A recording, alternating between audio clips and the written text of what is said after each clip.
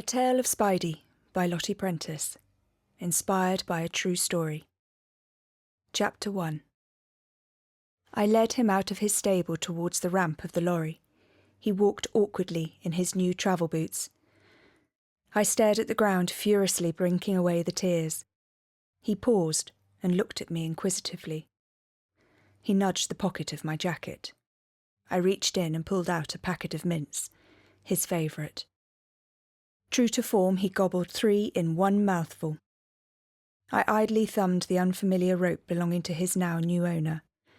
I looked towards the ramp of the smart lorry ahead.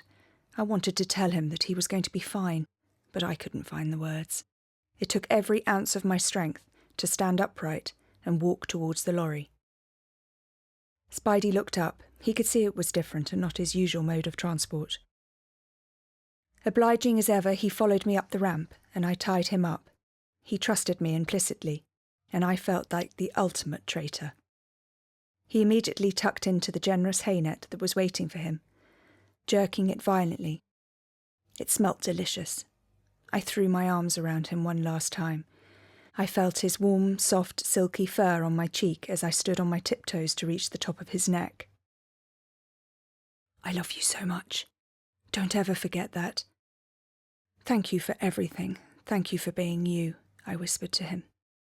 The tears flowed freely now. It was pointless trying to hide it. I turned to walk back down the ramp. Lucy came forward to help lift the ramp. She looked at me with her eyes glistening, full of empathy. She hugged me tightly. "Please take care of him," I uttered, between stifled sobs. "I will, and you can come and see him whenever you want. I will text you when I'm home." She turned towards my other half, James, who was waiting by the entrance to the tack room. "Take care of her," she said, indicating to me. Lucy was so kind. She barely knew me, but she knew how much my Spidey meant to me. She could feel the strength of our bond. I was so grateful that it was her who was looking after him for his new owner. She jumped into the cab and started the engine. She wound down the window. There was nothing further to say to each other. I just nodded and she drove out of the drive. I watched the lorry disappear from sight. He was gone. My Spidey was gone. I felt my knees give way as I slumped on the hard concrete floor of the yard. I felt so sick and dizzy. Rhino, my Jack Russell, began to anxiously lick my hands. James helped me up and hugged me hard. He did not know what to say. What could he say? Nothing was going to help right now. So he said nothing but wiped away his damp eyes as we stood in the tack room holding one another. "You'll see him again soon," he said, trying to reassure me. "It's not over. I just know it's not over," I said determinedly, through my tears. I felt my stomach move as my baby boy wriggled and kicked in my tummy. James could feel it too as we hugged. It wasn't just about us anymore. We had a little boy to think about and provide for. I was left with no choice but to sell my beloved horse. I turned around to tidy up the yard and sweep out Spidey's stable. I spotted his trademark, elephant-sized droppings neatly in the corner. "Leave it, honey. It can all wait," said James. He was right, and I was only too glad to be told what to do right now. He put his arm around my shoulders and walked me towards the car. He put the dogs, Rhino, Bertie and Thomas, into the back. "Where do you want to go?" he asked, as I sank into the passenger's seat. "I don't know," I mumbled. And so James drove. To nowhere in particular, he just drove and kept on driving. I stared bleakly out of the window, watching the trees and the hedges blur into a thick green line. It was May, the sun was shining, and the verges were strewn with cow parsley, Spidey's favourite treat. I used to always stop and pick him armfuls wherever I could before the council trimmed it all. I held my bump protectively as we sat in silence. It was a comfortable, yet brutally painful silence. Chapter 2. I remember when I first laid eyes on him. A very tall, beautiful, almost black animal with an overwhelmingly kind, calm eye that looked straight back at me. Although 3 years old and unbroken, he looked wise. "He is beautiful, but very big," said my mother as she watched my gaze and could read my mind. He must have stood at 16 3 hands or more, with still more growing to do. I was shown other horses on the dealer's yard, but I kept coming back to him.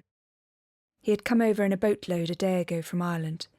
Yes, he was big, but I decided that it was mainly due to his long legs. His body was largely compact, and I felt, whilst only being of average build myself, I should be able to manage him.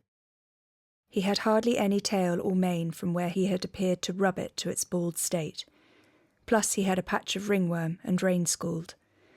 But despite all this, he was still overwhelmingly handsome. I bought young horses to produce to as far as I thought they could go. I usually bought 2 at a time and had to work one to sell in order to afford the other. I asked to see him loose in the school. He was anxious, but I could see that he had long, loose paces and a somewhat gangly gait, which was to be expected at his age. His jump was big, but not particularly tidy. He appeared to be biddable and kind, just incredibly green. I liked him. I was not sure why, but I just knew I did. I tried to never ask myself why and just trust my instinct. My head does not like me doing that, and always asks why, but this time my heart overruled. I knew that it was him that I was going to bid on, so I spoke to the dealer. After a hard haggle, Fred and I shook on a deal.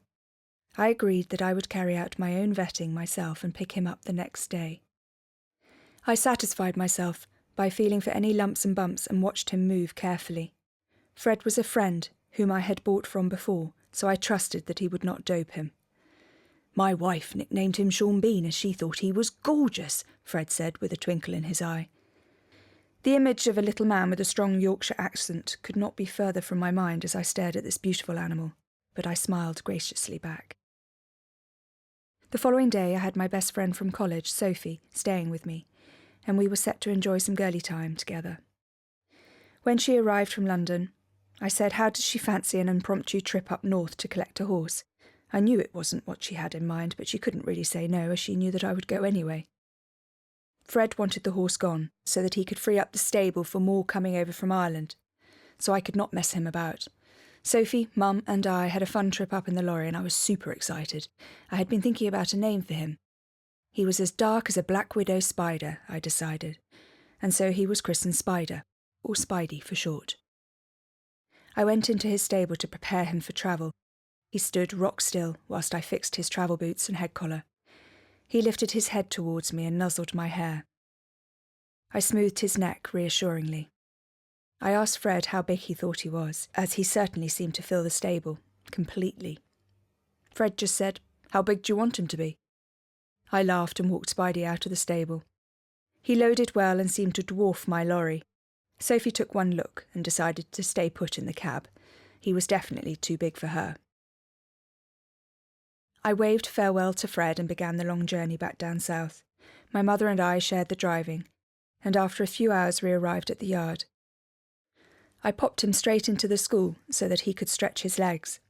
James was there to meet Spidey too. I could see that he was impressed by him.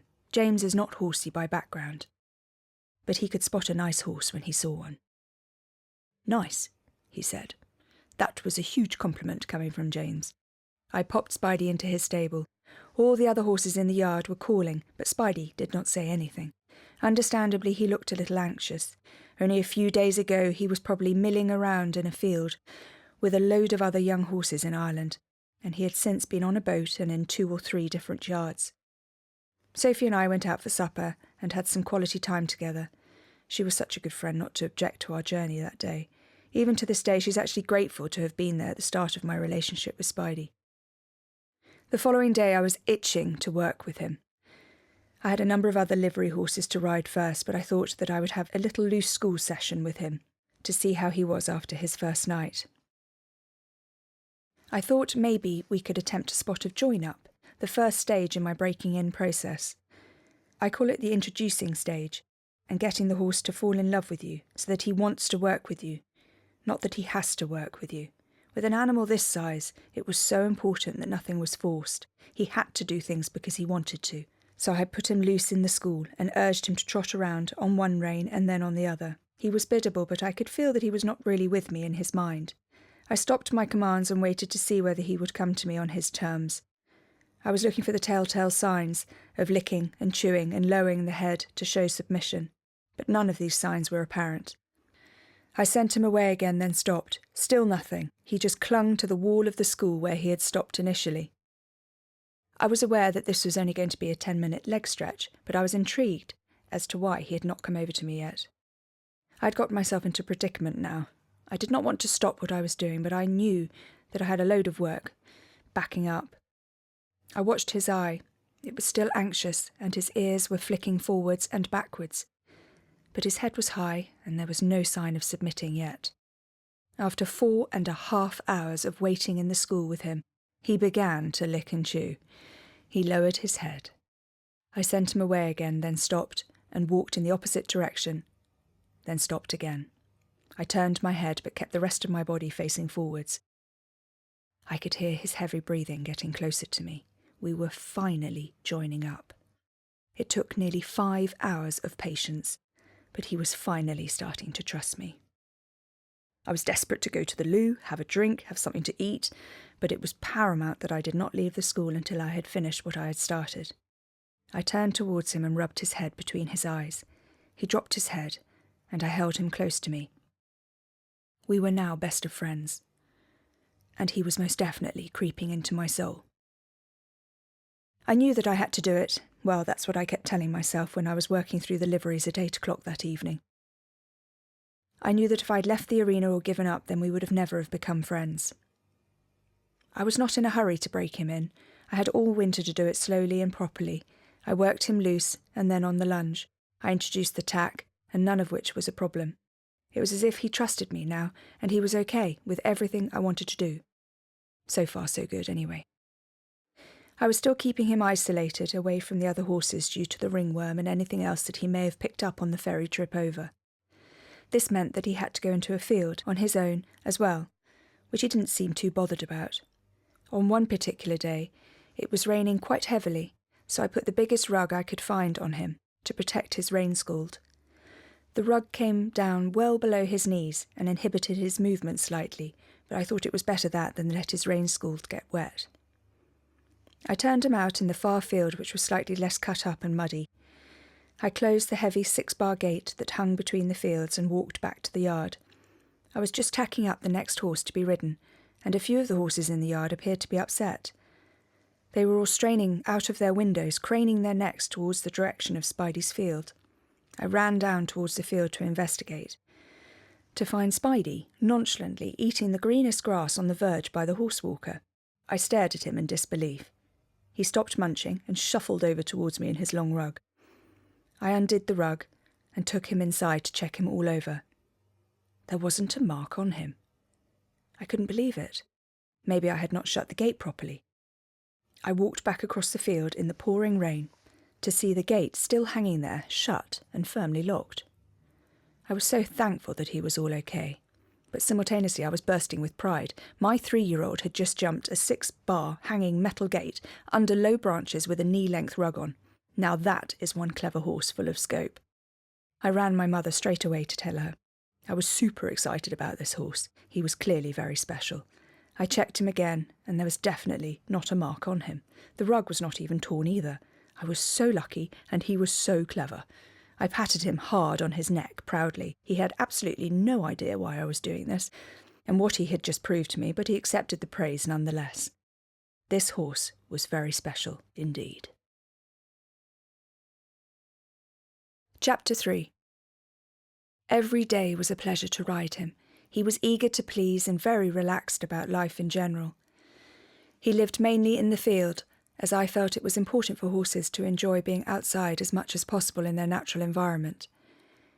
It was not long before I found myself entering him for his first event. It was pre-novice level at a venue about 45 minutes away. I was super excited. I was unsure how he would react. Would he behave? What would he think of all the noise and the commotion? Well, I need not have worried about a thing, as he behaved impeccably. Almost as if he had evented his entire life. He gave every fence a good 2-foot clearance for good measure.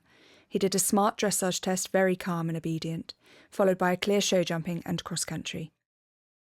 He had such a long, effortless stride, which ate up the ground with minimal effort, that he made the optimum time without even breaking into a sweat. His grandsire was saddle as Wells, so his ability to run was in his blood. Having washed him off and dressed him for travelling in the lorry, I left him munching on an enormous hay net whilst I wandered over to check the scores and collect my dressage sheet. My partner James was already in the marquee, tucking into an enormous cheeseburger. He hurriedly tried to finish his mouthful and seemed intent on telling me something. In the end, he just pointed to the scoreboard enthusiastically, waving his hands. I followed his finger, and to my amazement, there was a big first, marked in red, next to our score. I couldn't believe it. First time out, and Spidey had won. I was so proud of him. I rushed back to the lorry to tell him. He gazed at me intently with his dark brown eyes. He seemed to be able to look right into my soul. I covered him in pats and hugs as I delightedly told him the news. He continued to munch nonchalantly on his hay net as I excitedly prepared myself for prize-giving. Spidey won the most beautiful rug and boot bag, plus a host of other goodies. What an amazing horse. But I was all too aware that it could well be a fluke or beginner's luck for him. But as we progressed up the levels of the sport, he very rarely came home finishing out of the top 10 places. We loved each other so much, and we had so much fun together. I chose my events carefully to ensure the best going for him, and refused to run him if the conditions were not right. He was too precious to risk. Then came his first CCI 1-star international 3-day event as a 7-year-old. A good dressage test followed by a fast clear cross-country and a clear show jumping left us second overall. At just 7 years old, this was pretty spectacular. He was adorned with yet more trophies and Best Young Horse awards. He was still only in a loose ring snaffle bit, with a very loose noseband and no martingale.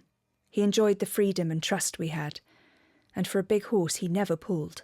He was always super polite. More successes followed, with wins at intermediate and open intermediate level. We travelled over to France, and he was 8th in his first CCI International 2-star. And before I knew what was happening, he was advanced and being competitive at that level. We had some great fun runs around Barbary, CIC 3-star, and Blenheim CCI 3-star, and he made all the meaty tracks feel so easy. He ran so well at the intermediate championships at Gatcombe too, taking it all in his stride, completely unperturbed by the crowds. We were then selected for the equine pathway for training towards the London Olympics. Things were getting very exciting indeed. He was very much my boy, though. Everyone loved him and anyone could handle him, but I was the only person that ever rode him. I did not want to confuse him, or any misunderstandings to occur, so I felt that it was fairer to him to keep the continuity of just me riding him. He was my best friend. Once, when I took him hacking out as a 4-year-old, on his own, there was a lady playing the flute in the porch of her house. Spidey could not understand where the shrill noise was coming from, and the lady could not see me to stop playing. I reassured him, but he was afraid. His breathing quickened. His nostrils were flared, and I could feel his heartbeat against my leg. Eventually, he relaxed enough to go past, but even to this day, he tenses up and holds his breath as he walks past that house. Horses never, ever forget. Good and bad memories remain etched on their mind forever.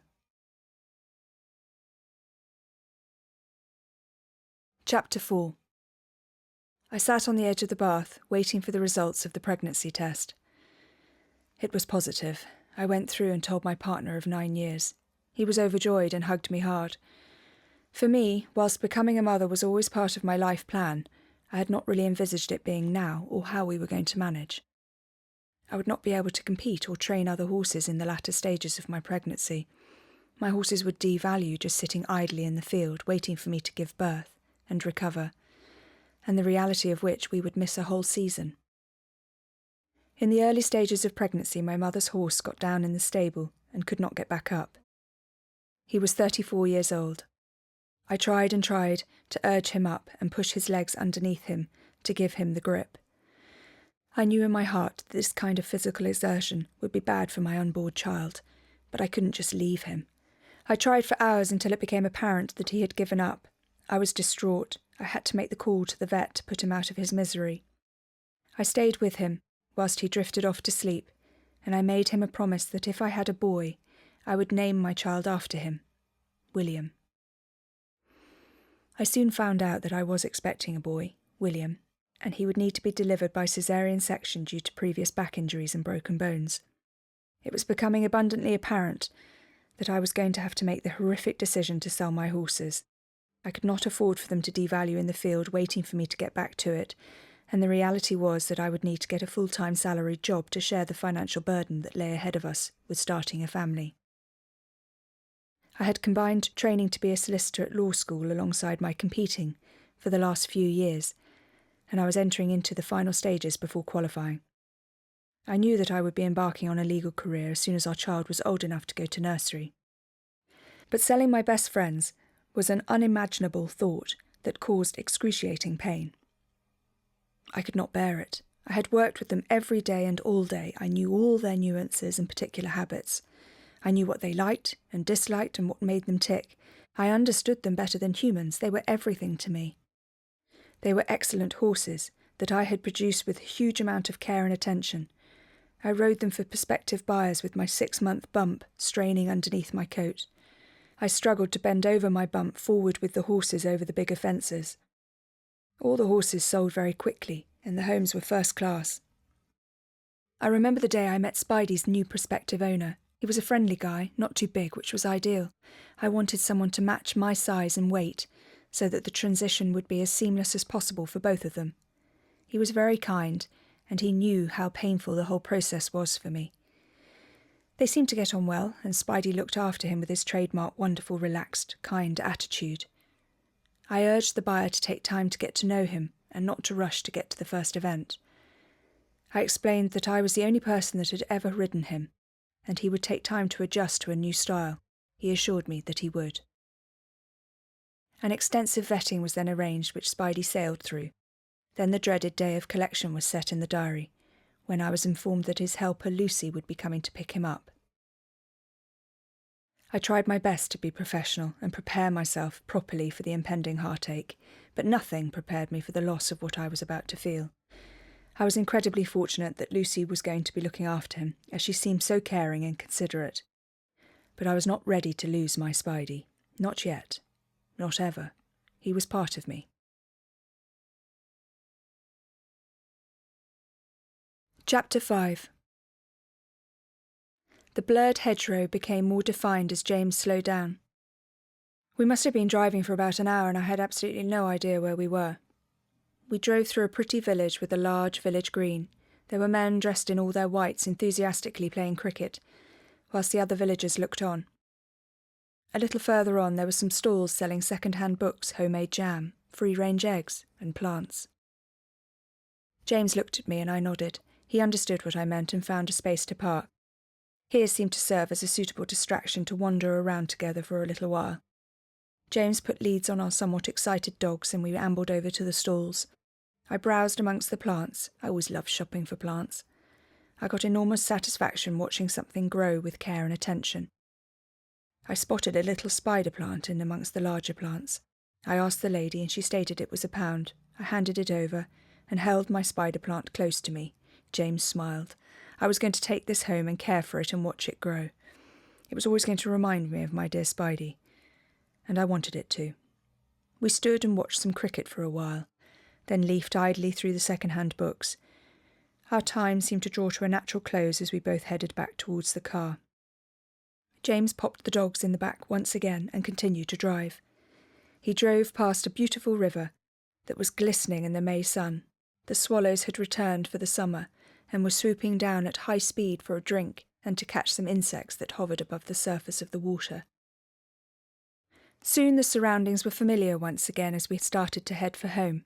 My Jack Russell started squeaking with excitement as he recognised where we were as we turned off the main road. I only wished I could share his enthusiasm, as I was returning to a now empty yard. Only a few weeks ago it was teeming with horses, noise and promise, and now it resembled a ghost town. All of my furry friends and my dreams had vanished. We were waiting for the gates to open at the end of the drive and my phone vibrated in my pocket. It was Lucy.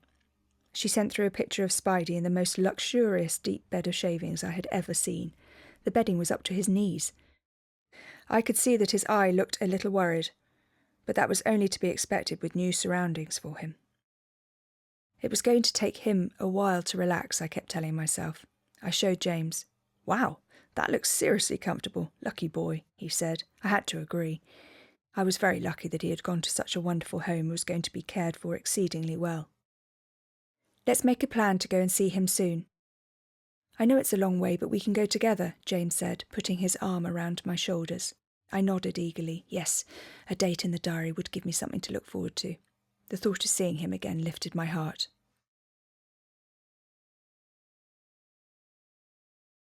Chapter 6.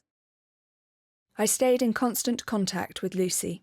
She was great at sending me photographs of him. It looked like a wonderful setup where they were based. I felt pricks of envy when I saw the between-the-ears riding shots. I miss looking through those ears so much. I offered to go down and help the new owner and Spidey get to know each other and explain what he likes and dislikes. He really was a very straightforward horse who had genuinely never put a foot wrong in all the years that I had owned him, so I was confident that they would be fine. I then heard that they were planning on going to an event near me. I felt that it was quite soon to be taking him out, but it was at a low level and I could understand that the new owner was keen to get cracking. It was too soon for me, though. I had not really got my head around the whole situation, and surely it must be too soon for Spidey, or was I just being overprotective? I agreed to go and help out at the event and watch them together. I could not help but feel super excited about seeing Spidey again. I was not sure how I would feel when I saw him as I waddled like a duck around the lorry park, trying to find him, sporting my enormous bump at 8.5 months pregnant. I felt like a fridge freezer wading through the grass until eventually I spotted him. He was standing on the back of the lorry facing out. The ramp was down and Lucy was tacking him up. He looked wide-eyed and alert. He could hear the commentator on the loudspeaker and he knew exactly what lay ahead. I could see the excitement on his face as he nodded his head up and down, chewing his bit. He was dying to get going out of the lorry. He looked completely through me as I walked up the ramp towards him. It was odd. I don't know what I was expecting, but it made me realise that he was not my horse anymore and that he belonged to someone else. It was strange to see him standing there in an unfamiliar lorry wearing unfamiliar tack. He looked undoubtedly as handsome as ever, but he looked detached. I hugged him tightly and kissed him on the nose. It was time for the new owner, Jack, to get on and go over to the dressage. I helped him warm up, and they were working very well together. Spidey moved beautifully and listened to his instructions well. In the show jumping, he looked a little confused with the signals and instructions. I tried my best to translate to help Spidey, but it was hard. I could not begin to imagine how strange it must have been for him only to have ever had me on his back. Then the cross-country, always Spidey's favourite bit, and mine. At the level he had been working at, he could have gone around this event with his eyes shut. And he took it on, polite as ever, and jumped very well. He did not seem as keen as I thought he would be, but then he was adjusting to a whole different range of signals from another rider. Jack came back happy, and Spidey was in one piece, and that was all that mattered at this stage. They had oodles of time to perfect their performance together. Jack had a driver waiting in a car to take him straight to London, and he left promptly. He had a high-flying job that required him all hours. As I drove home, I reflected on the day. I felt jealous and envious that he was not my horse anymore, and that I was not the one competing him. It was hard to swallow. I missed looking after him and spoiling him before and after the events with endless mints, reliving the cross-country in the stable, and giving him a back rub to make him more comfortable. I pulled over and sent Lucy a text message to say that he likes to do his stretches and have a back rub after the event. Poor girl must be getting seriously fed up with my neurotic messages about his well-being. But she pinged one straight back, saying, "Consider it done." She was so kind and reassuring. I never once felt like she was rolling her eyes at me. I felt that she genuinely loved Spidey and wanted the best for him. Chapter 7.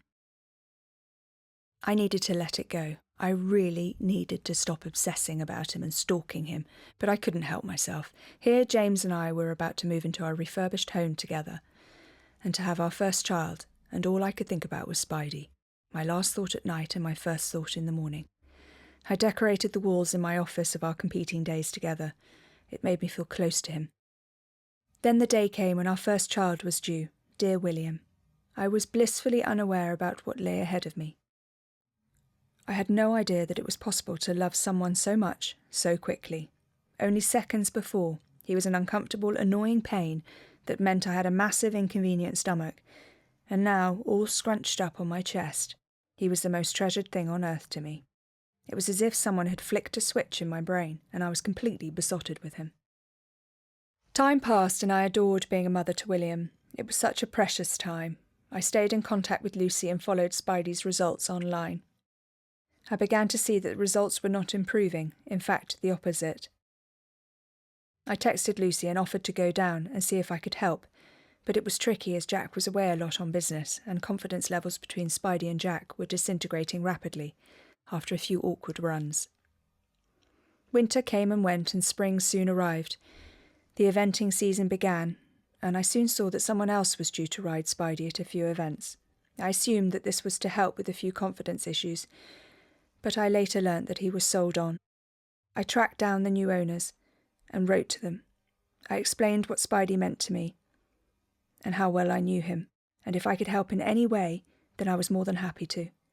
They got back in contact with me and thanked me. They explained that he was now called Patrick, and had settled in very well. Unfortunately, they were the other side of the country too, meaning that it was highly unlikely that I would see him in the near future. He was now with a nice young girl to help give her confidence over the next level of tracks, intermediate.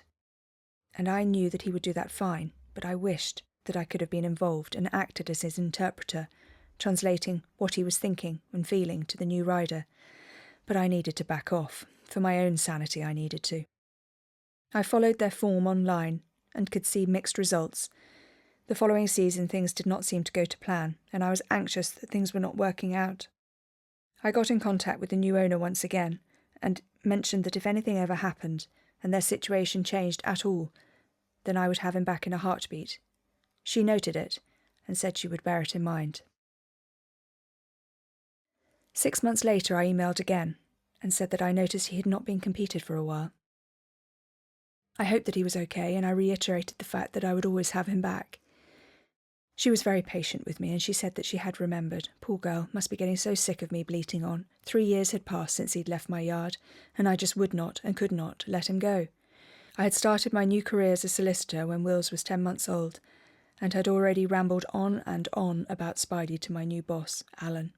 He seemed to understand, or he certainly seemed to understand, the depth of my relationship with Spidey, and he patiently listened to endless stories about him and how much I missed him. Chapter 8. Almost 4 years to the day that he trucked out of my yard, quite the most remarkable thing happened. I was idly going through my phone when I received a message in my inbox. It was from the sweet girl who now owned Spidey, or Patrick as he was now known. I could feel my stomach knot as I opened the message, as I always feared that they were going to tell me something had happened to him, but it was quite the opposite. She asked whether my offer of having him back still stood. I read the message over and over again, to check that I was not imagining it. There it was, in black and white. I stared at my phone in silence, as Alan drove to our next client meeting. He asked whether I was all right as I looked a little pale and shaken. Yes, everything's fine, I think. I've just been offered Spidey back. I can't quite process it in my mind. I don't think I've ever wanted anything so badly in my whole life. I felt physically sick, overcome with emotion. I looked in my diary, as I thought I could perhaps drive over that weekend to pick him up. I would need to hire a lorry. I looked up her address, and had estimated 5.5 hours' drive. You need to go as soon as possible, said Alan. I was planning on this weekend. No, go tomorrow. I'll come with you. We can share the driving and work on the way. Find a lorry quickly. I did not need much persuading, and rang a hire company, arranging to pick up the lorry first thing in the morning. I cleared it with the new owners, and they were around that day and happy for him to be collected. I was walking on about 6 foot of air when I unlocked the front door of our house that evening to tell my husband and ring my mother. I went straight out to the garden shed and dug out his rug that he had won and his head collar with his name on. I polished it so it was all smart, and I left it in a pile in the kitchen. I did not want to tell too many people, just in case I jinxed the whole situation. What if the new owners changed their mind? What if I had imagined the whole thing? I dared only whisper the plan to my mother and James. My alarm went off the next morning. It did not have to, as I was wide awake, dressed and ready to go in the kitchen, having not slept a wink. Alan arrived, and together we drove to pick up the lorry. I was so grateful for his help and support. He knew what this meant to me and to Spidey. I had recently lost a baby, which only he, my mother, and my husband really knew about. Thousands of women go through it, but it's still tough to discover that your baby does not have a heartbeat when you go for your scan. I chose to keep it quiet and deal with it in my own way by burying myself in work. Sir Alan knew more than anyone how much I needed to be reunited with my boy. I had arranged for James to take William to nursery, and my mother would pick him up. I took a picture of the rug and the head collar and sent it to a couple of my close friends who knew and loved Spidey too. It was cryptic, as I would not confirm or deny anything, as I did not want to jinx it until he was firmly back in the yard where he belonged. But it was enough for them to know that something was up. We knew we had a long drive to get there. The sat-nav said 5.5 hours without any traffic. It felt like 3 days. After the initial burst of excitement, the nerves set in. I felt sick. I felt so sure that it was somehow not going to happen. Whenever I truly wanted something more than anything, I had this habit of preparing myself for the worst and saying to myself that it was just because I really wanted it, that was the reason it did not happen. So I buried myself with work discussions with Alan on the way there. We worked through a load of cases, and he dealt with a few clients en route. We shared the driving, which helped enormously, although I was better when my mind was on the road. I persuaded myself not to mind either way, and that it would just be good to see Spidey again, to hug him, to hold him, and to stroke that velvet nose. James and my mother were wanting updates on the way. My mother was going to meet me at the yard with William, and James was cross that he was at work going to miss out on seeing Spidey. The last part of the journey was agonising. The roads got progressively more twisty, and we took a few wrong turns. The estimated time of arrival on the sat-nav crept up. Alan tried to diffuse the tension with small talk, but I was not in the least bit receptive. After a few phone calls, we finally found the entrance to the farm. My mouth was dry with anticipation as we finally pulled up outside the yard. I jumped out of the lorry and ran frantically to the stables. There were some beautiful heads over the stable doors, but none of whom I recognised. The girl and her mother entered the yard with a flurry of friendly dogs circling their feet. I hastily introduced myself, before asking them where he was. They pointed to the stable just down from where I was standing, a stable that I had already quickly looked at. They seemed surprised that I didn't recognise him. I was too. I looked at him standing there in his stable. He was as breathtakingly beautiful as ever. He turned to look at the horse in the stable next door to him. As he turned to face me, it was unmistakably Spidey by all accounts, but he still looked so different and distant. He would not lock eyes with me, not once. He looked over my head and all around me, but not at me. He did not even sniff me. It was true. I did not know what to expect, but I was disappointed. I had fantasised about this moment over and over again in my mind, when I stared longingly at his pictures which adorned every wall of my office. Yes, it was Spidey, but not my Spidey. I had imagined that I would be picking up where I left off, and I knew that was unfair on him. He had had 2 different owners, different yards, and nearly 4 years had passed. Yet for me, I was still expecting him to be the same horse that left my yard on that fateful day etched on my mind. I walked up to him and smoothed his coat. Normally he would have curled round me at this point and nuzzled my back, but he did not. He felt and looked amazing, however. I could see a smattering of grey hairs in his mane, the only thing that belied his 15 years of age. The girl explained that he had sustained a leg injury and pointed to the relevant leg. I could see that it was swollen, but he was apparently sound and not in any discomfort. I wanted to know what he had seen and done over the past 4 years, but I knew that I would find out in time. Spidey would tell me in his way.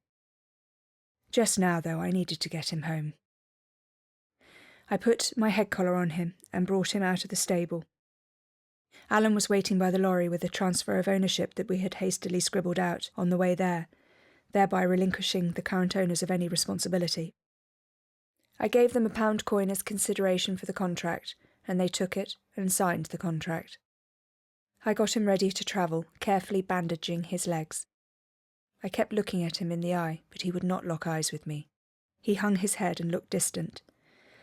Thinking back, he must have thought it was yet another unfamiliar lorry, and he had no idea where he was going. I loaded him up into the lorry, and he went on like a lamb. I hugged the girl and her mother. I was forever in their debt for reuniting me with my horse. I could never, ever thank them enough. We trundled off down the drive and turned onto the small country lane. Alan looked at me and said, "Well?"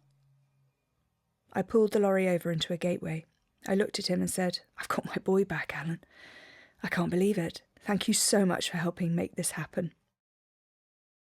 I went to whoop and clap my hands, but I buckled and crumpled over the steering wheel, sobbing. They were tears of relief, happiness, gratitude, and disbelief. The moment that I had dreamed of for the last 4 years had finally become a reality.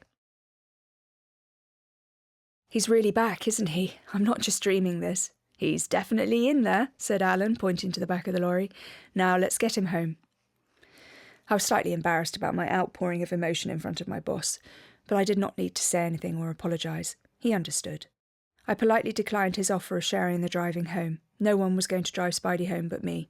My boy would never have anyone else but me to take care of him again. I promised him that. We slipped into silence, and the wave of fatigue was all-consuming as my adrenaline subsided. We were blessed with good weather and many hours of daylight, which helped the trip. We needed to refuel and pulled into the nearest service station. Alan went off to the loo, and I opened the lorry jockey door to check on Spidey. He was munching hard, pulling on his hay net, making the lorry sway with his actions. It was the first time that we had been alone for a very long time. "Hey, Spide. I've missed you so much, big guy." "We're going home now.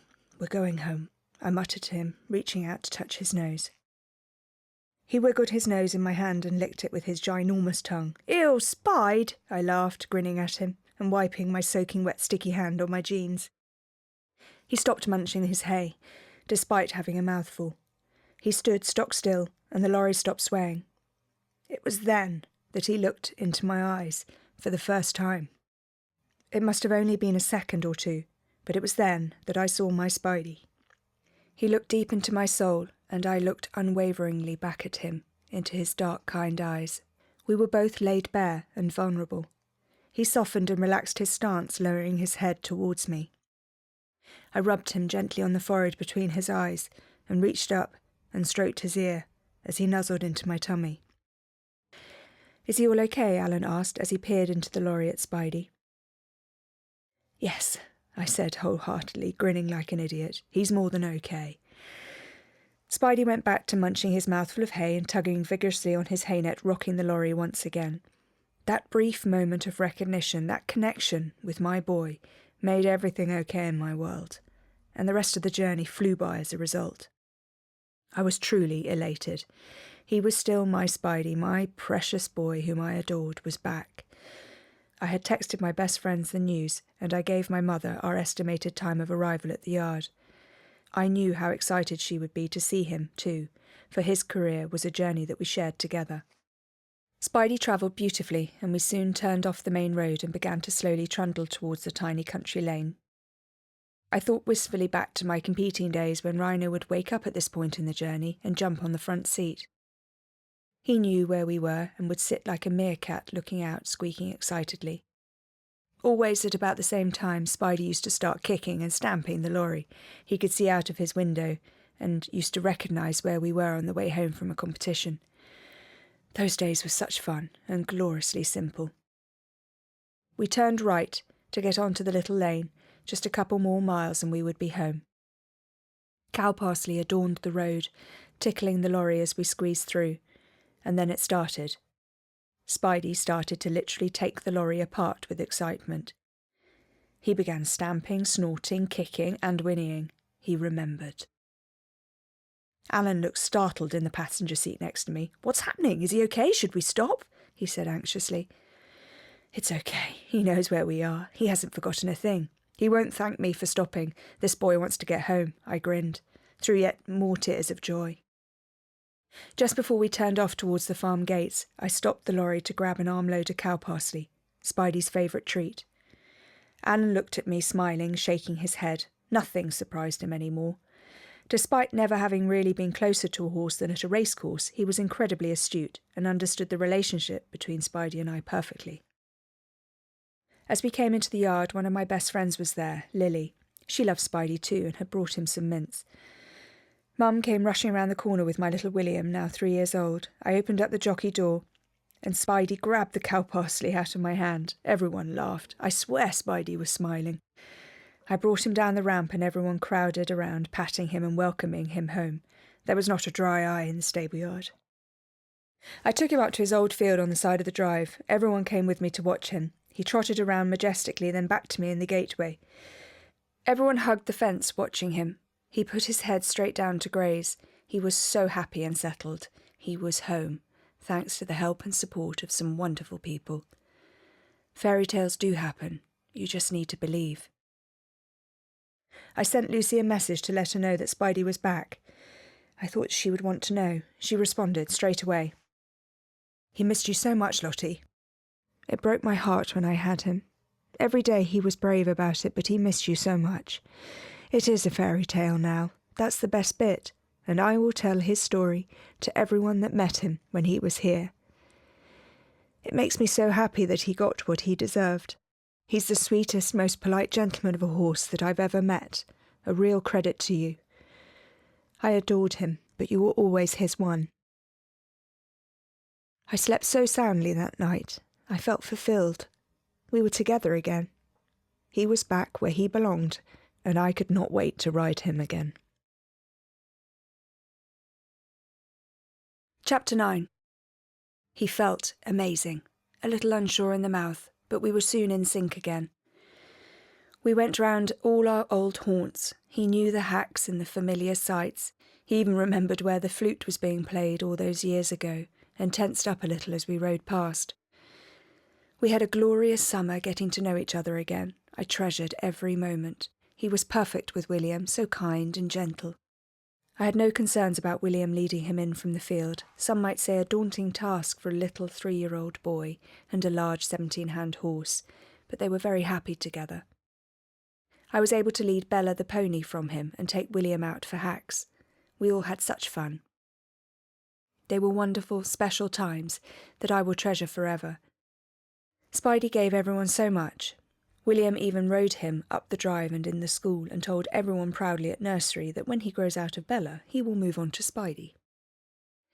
In November, I found out that I was pregnant again, and after the last traumatic saga, I had resigned myself that I was not going to be lucky enough to conceive another child, let alone go full term with the pregnancy. So I was happy but understandably anxious, and prepared myself for the worst. I tried not to let the pregnancy interfere with William's life, so I continued to take him out hacking, and Spidey looked after us all brilliantly. At 6 months pregnant, I was struggling to get on as the bump was fairly large by now. Spidey was so quiet and gentle, he seemed to know. Either that, or he must have thought I had taken up eating as a major hobby. At 6.5 months, it was becoming too tricky to get on and off, and I didn't want to risk the baby. We had learned that we were having a baby girl, which was very exciting. So I gave Spidey the summer off, and I promised that I would concentrate on him once I'd had my baby. He was not bothered, and enjoyed a summer feasting on the lush grass. April was tough. Alan suffered a stroke out of the blue on Sunday afternoon. I thought that I had lost him. Thank goodness he was okay. He is such a dear friend. He made a brilliant recovery, but my workload increased heavily as I took on his cases. I missed having him as a mentor, but knew that I just had to get on with it. There was no other option. He needed me to crack on. Sophie was born by caesarean section at the end of June. I was working right up until the day I had her so that I could maximise the time with her on maternity leave. She was perfect, and we were so happy. William was super proud of his new sister. He asked for a sister when we went to the shops one day a couple of years ago. He wanted her more than a packet of crisps, which surprised me, so he was understandably ecstatic when he got what he wanted and she finally arrived. It was not long before I was back on board and giving Spidey the time that I had promised. We got fit together again and hacked for miles. William had started school, so I timed my hacks when Sophie was due to have her nap, so that I could leave her with my mother or a close friend of mine who lived at the yard. I enjoyed the luxury of having time, precious time that is denied to me when at work normally. It was time that Spidey and I enjoyed on our own together. I took him galloping. We had such fun. I got him fit properly, aware that I needed to strengthen the leg and harden the tendons after his injury with the previous owner. He felt great. We jumped in the school. He was so happy, popping big fences, narrow fences, and all sorts. I was not planning on competing him again. We were just going to have some fun together on our own. No pressure. I was at my happiest being on my maternity leave with my children and being able to ride my favourite boy. I simply could not ask for anything more.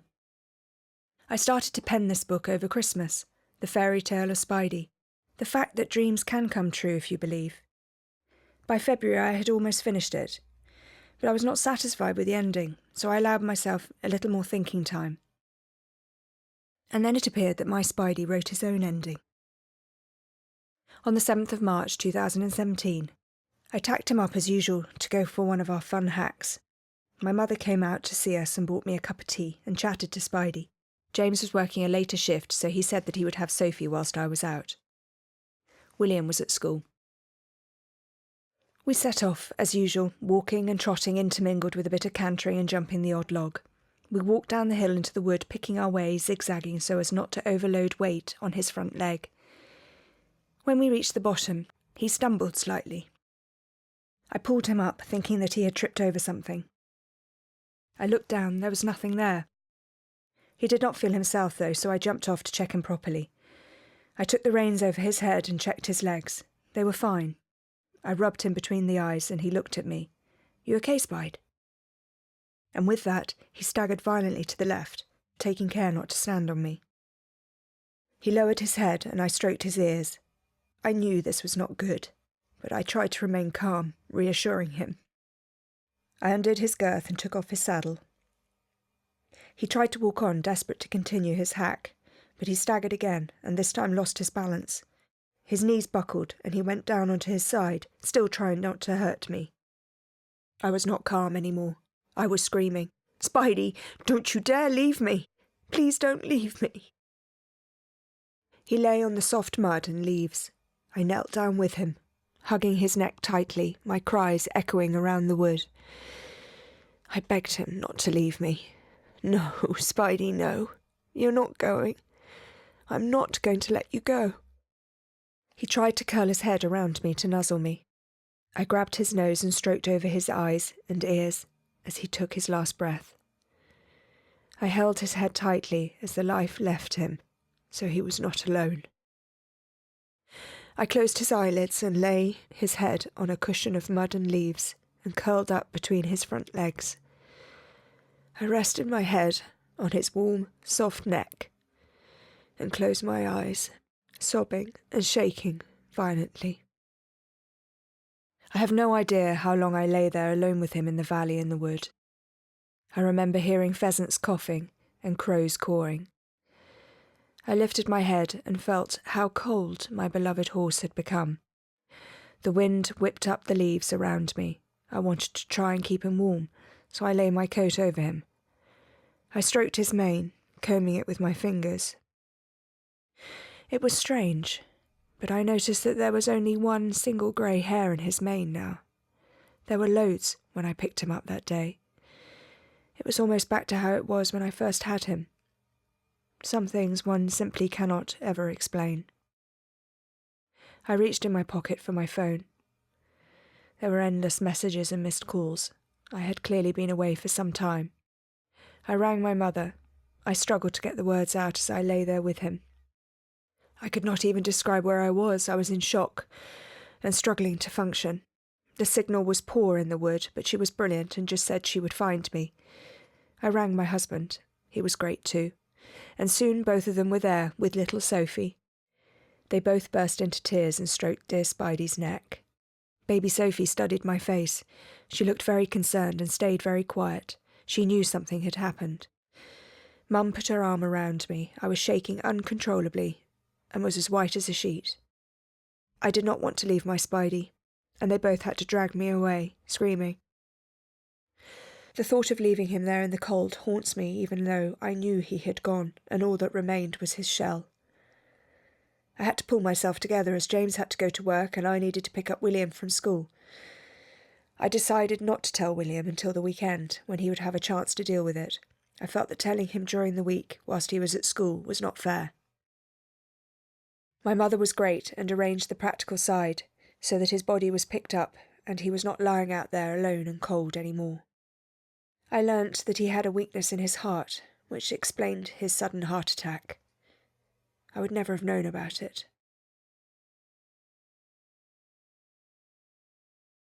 Chapter 10. I went to bed hoping that it had all been a bad dream. It was the longest night ever. I was sick in the night, and in the morning the reality was still there. My Spidey had gone.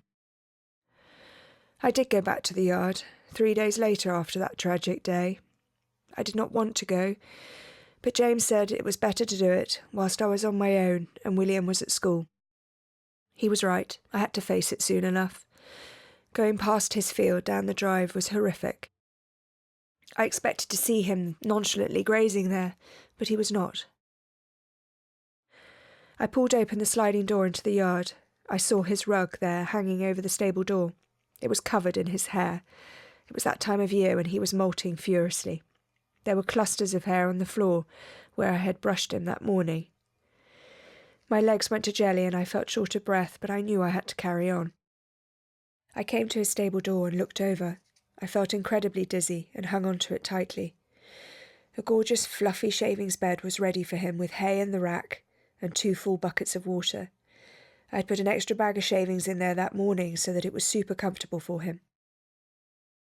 I opened the door and pulled it shut behind me. I sat on his bed, resting my back on the shavings bank and the wooden partition wall. I hugged my knees, buried my head, and sobbed hard into them. There was no one around, so I could just let it all out. After a while, I felt a warm breeze on my forehead, then something tickling it. I looked up, and there he was, bold as brass, standing right in front of me, nuzzling my hair. I did not dare move, so I just whispered to him and said how much I missed him. I said I was sorry that we went for a hack that day. I blamed myself for taking him out. If I had not, then he would still be grazing in that field. He looked at me calmly and kindly, as always. He held my gaze. I did not dare blink. He was with me. We were together. My friend from the stable flat kindly came into the yard with a cup of tea for me. She left it outside the stable for me. I turned to thank her, but when I turned back, he was gone. And that was the last time I saw him. I kept his bed exactly the same and hoped to see him in there again, but he did not visit me again. He came and told me that he was okay that day and that he loved me. I knew that he would be waiting for me and I would see him again soon. The next few weeks were incredibly tough. I disengaged from society and shut myself away as much as possible. I put on a show in front of my kids as I had to, but it was exhausting. James bought me a gorgeous picture frame to put my favourite photograph of Spidey in it. Friends gathered round me and tried to pick me up with flowers and cards, trying to reach out. But I went into a dark hole. I was angry too. It was not meant to end like that. So sudden, such a shock. We had so much more fun to have together. Yes, he was 17 years old, but he was in fabulous condition. But on reflection, maybe it was meant to end like that. He died in my arms after a perfect hack together, doing what we loved. It was quick. I have to be thankful that he did not have an agonising death alone in a field, or that he did not fall on the hard tarmac on a busy road. I had the luxury of being able to lie with him, uninterrupted for ages, in a soft bed of mud and leaves, and for that I am incredibly grateful. If I had to choose a way to go, then I would opt for a quick death, surrounded by the people that I loved. Not rotting in old age, watching as my body slowly ceases to work. I have to be thankful, too, that we had 2 blissful years together again.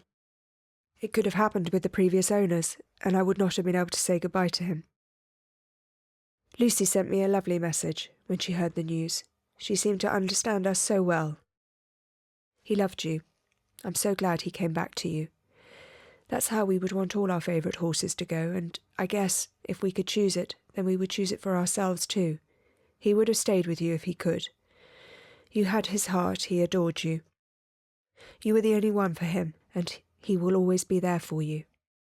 The universe is a funny thing. It was meant to happen like that for both of you.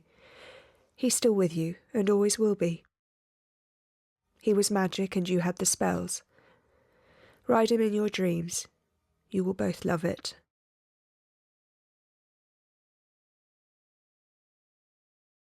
Chapter 11. And so, nearly 3 months after Spidey left me, I have finally put his bed up. I just could not bring myself to do it before. Silly, I know.